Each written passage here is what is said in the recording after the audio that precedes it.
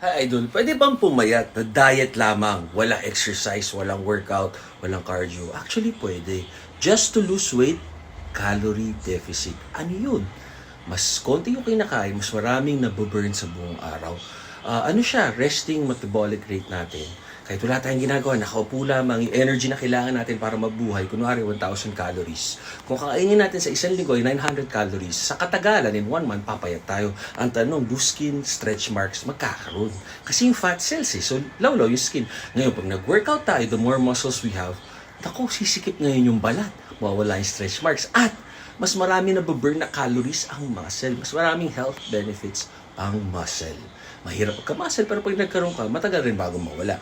Kunwari, napilayan ka, aksidente ka, bedridden, mga 2 weeks mawala, atrophy. Ganun talaga yun nangyari sa tuhod ko nung nasahod ako sa basketball. Tama kayo, mali ako. I'm not your doctor. Do what works for you. Happy, healthy guys.